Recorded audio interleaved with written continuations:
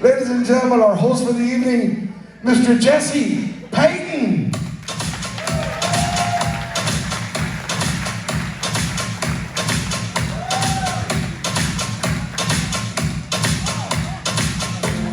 Cut that off. I will turn up in here right now.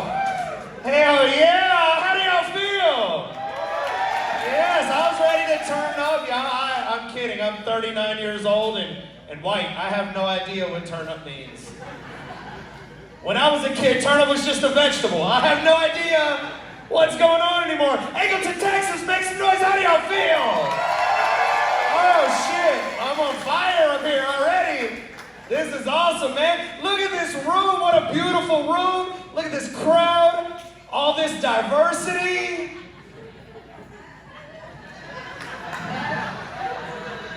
There's literally every type of Mexican in here right now. There's Puerto Rican Mexicans, Guatemalan Mexicans, I don't know, Tex-Mexicans. Hey! I have no idea what Mr. Luna said when he brought me up here, but I hope it was something nice. I don't know what's going on. I know I'm not who y'all came to see. I know y'all are looking at me and be like, this is not what we came here for. Yeah, but you're stuck with me, y'all. I'm like that advertisement at the beginning of a YouTube video. You're stuck. Like, that's not what you signed up for, but this is what you get. And you can keep sliding, it's gonna slide right back. Like, skip ad, skip ad, skip ad. No, you're stuck with me, guys. Thank you. I'd like to first give a shout out to Affirmative Action for letting me be here tonight. Yes! They had to put one of us on the bill. This is awesome, man. I do have big news. I got some big news. Y'all, I'm officially a professional comedian now. Thank you. Thank you. Oh, that feels so good to say. I am a professional comedian, not because of anything I've accomplished on stage. I just lost my other job. So thank y'all for coming. I needed the money. I needed this. This is it, man. It feels good to be here. A little bit about myself. I'm married. Married people, where y'all at? Oh, wow. That sounds like happily married. That's not how I celebrate it. Normally it's like, married people, where you're at? It's like, oh. And then the other person doesn't say anything till they get kicked. Like, hey, you're married too? All right. It's gonna be a long car ride home for some of y'all. That's funny. I am married. I talk a lot of trash about my wife. I give her a hard time, but I can honestly say after 4 years of marriage, my wife is my very best friend, y'all. My wife, thank you. My wife is my best friend. Thank you. And I know she's my best friend, because just like a best friend, she will not have sex with me. She won't. She's committed to it too. Just like a best friend. She's like, I just don't see you like that. I don't understand. I got friend zoned at the altar. Like, I do, I think. Don't know what's going on. Spent a lot of time on the road, so when I get home, we decided we were gonna try new things and experiment, spice up the bedroom a little bit. Yeah. By trying new things, y'all, last week I found out my wife likes to be choked during sex. Yeah. The same way I also found out she hates to be choked during a fight. She's so fickle. I don't understand. I can't figure it out. I'm on the road a lot. I spend a lot of time in hotels, so while I'm gone, I started trying to read books on marriage to be a better husband when I get home. I'm reading a really good book on marriage. If some of you married couples want to check it out, it's called If I Did It by O.J. Simpson.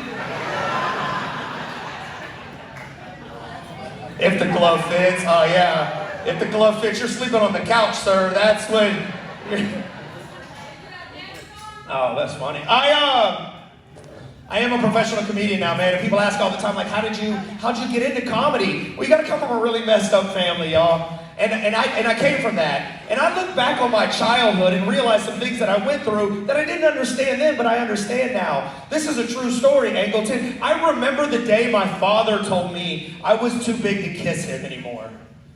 Yeah, oh, thank you.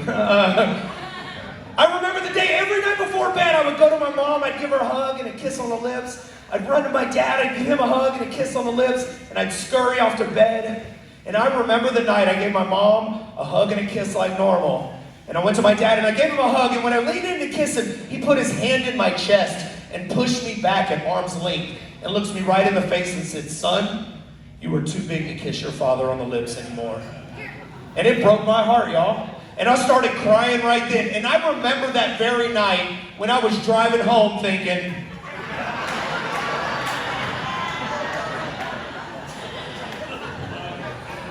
what kind of monster are you? 23 years, every day you just take it away from me. Could you? That's stupid. I don't know if you can tell by every single thing about me, but I come from a really white trash family. No kidding, keep going. Thank you guys. I knew growing up I was really white trash too, because I was 17 years old when I had my first little newborn baby uncle. Look at this whole table full of Hispanics. They're just looking at me like, that's just regular. Like, thank you guys. Thank you. We call it white trash where I'm from. I knew we were white trash going up too, because my dad would call hard drugs medicine. Like, that was normal. He would say, "Boy, go in there and get my sleeping medicine." I'm like, "Dad, this is heroin." And I'm 7, I don't think I'm supposed to be touching that. But either way, when you're done, hurry up, I'm gonna need my cereal spoon back.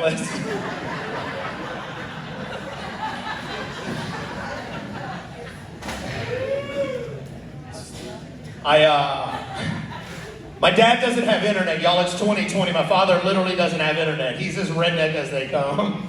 And I asked him, I'm like, "Dad, how come you don't have internet? It's 2020. His honest answer was this. He goes, "Boy, because that's the government's way of spying on you." I was like, "The government's spying on you, Dad? First of all, you make $14,000 a year. You live in a single wide trailer in Centerville, Texas. Nobody is spying on you. Nobody wants to listen to you. The people you talk to don't want to hear what the hell you have to say."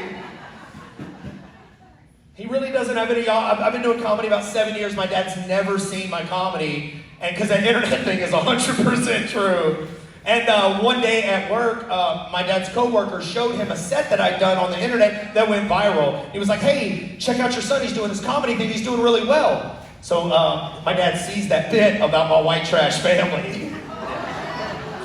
Yeah, at this point, y'all, I haven't talked to my dad in about 2 years. Yeah, and he calls me out of the blue. First phone call in 2 years, and this is what I answer the phone to. I'm like, "Hey, Dad, what's going on?" He goes, "You little son of a bitch."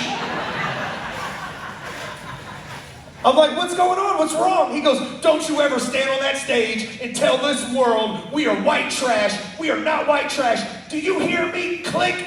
And he hung up on me. And I was like, dang, he's really mad over some jokes.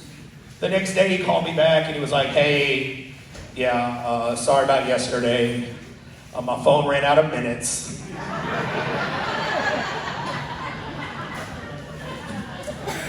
He goes, "What was I saying?" I was like, "Well, Dad, you were telling me how we're not white trash." And then Boost Mobile confirmed that we were, so don't really know where we go from here. I'm glad y'all laughed at that. I did that joke in McAllen, Texas. All right, yeah, I'm glad y'all laughed, because your friends at home did not. I did that joke and I was like, "Boost Mobile said we weren't." Nobody laughed. I was like, all right, next joke. When I left there was a Boost Mobile on every corner. #1 service provider, McAllen, Texas. Thank you. Yeah, know your audience, guys. That's the whole point. Oh, that's awesome. I just bought a house in Cypress, Texas. First time homeowner. Real excited about that. Thank you. I appreciate that. Thank you. But I found out after I bought my house that there was a website you could go to and find how many sex offenders live in your area. Are y'all familiar with this? Yeah, I found this out after I bought my house though. Y'all, after I bought my house, I pulled that up. In my neighborhood alone, there's 6 registered sex offenders in my neighborhood. Yeah. You know how scary it is to live next to 5 sex offenders?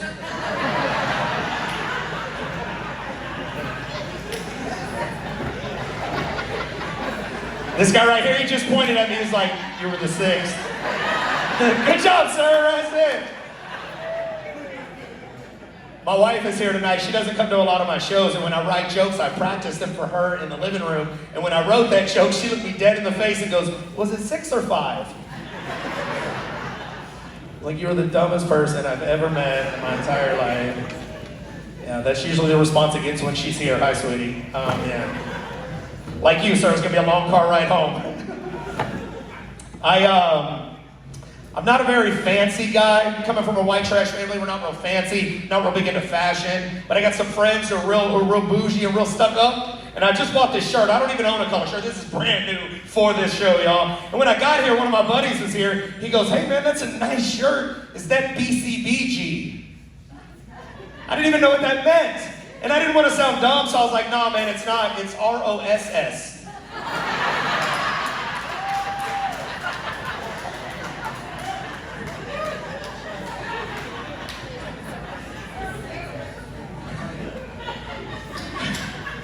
Thank you. Thank you for that. Yeah. I just saw you there, dressed for less, sweetheart. Me and you, right there. I see you. Thank you. Ladies, I want to let y'all know something. Clearly, you can tell my comedy is geared towards education and information. It is. Thank you. So I want to let y'all know something, ladies. This is true without question about men. This is true 100% across the board. Okay, ladies, if your husband or your boyfriend that you're in a serious relationship with, okay? If he has abs, like a six-pack, he's cheating on you. Yes, look, she's not 100% of the time. Yes, there's not a dude on this planet who's doing crunches and sit-ups and eating kale salad for one girl the rest of his life. It is not happening. It's not. Don't worry, ladies. When I got here, I looked around the room. Most of you have nothing to worry about. You are fine. Sir, you're welcome. Yes. She leaned back and rubbed his stomach like, it's gross, but it's mine. Extra. I've gained 35 pounds since I've been married. Y'all, I've gained 35 pounds. When I was single, I had a six-pack. I used to have abs. Yeah, but this is what faithfulness looks like, though. This is it. This is I just don't care anymore. Yeah, this right here is called a fidelity belly, right? We met 4.5 years ago. When we met, I had a six-pack. I have a real nice flat stomach. I took really good care of myself. And I used to have that V that guys get. Ladies, y'all know that V that guys get? Yeah, don't cheer that now. I don't have that anymore. You hush. I used to have that V, though. I had that. Not anymore. I've gained 35 pounds in 4 years. I don't have that V anymore. A couple of weeks ago, I got out of the shower completely nude. And I looked over in the mirror and I had a big round belly like this and this tiny little penis. And I was like, dang. I don't have a V anymore. Now I've got a Q.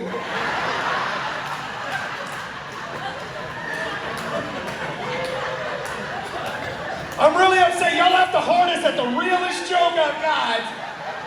I literally wrote that joke butt naked in my bathroom. Like, this is getting out of control. Is that a cue? Oh, y'all are fun. Some weird things have been going on lately. I've recently been getting hit on by gay dudes a lot. Yeah, I don't know why. I remember the first time it happened to me, y'all. It was 2013. I had a gay dude approach me at the gym. I didn't know he was gay, but he walks up to me, looks me dead in the face, and goes, "You have soft blue eyes like a nice Christian boy, but a hard, tatted body like a rough penitentiary man."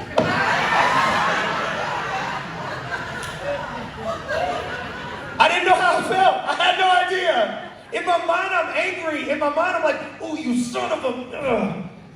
But it did not come out like that, y'all. It came out like this. No, I don't.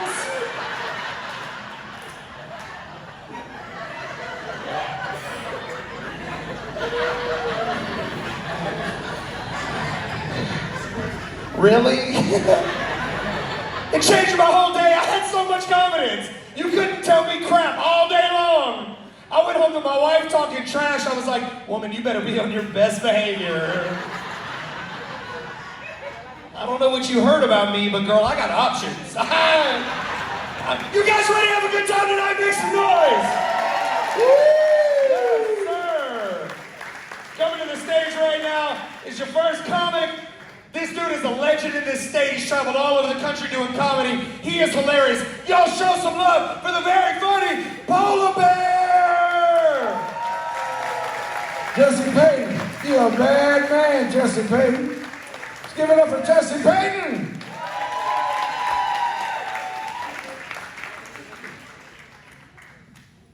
How are y'all doing?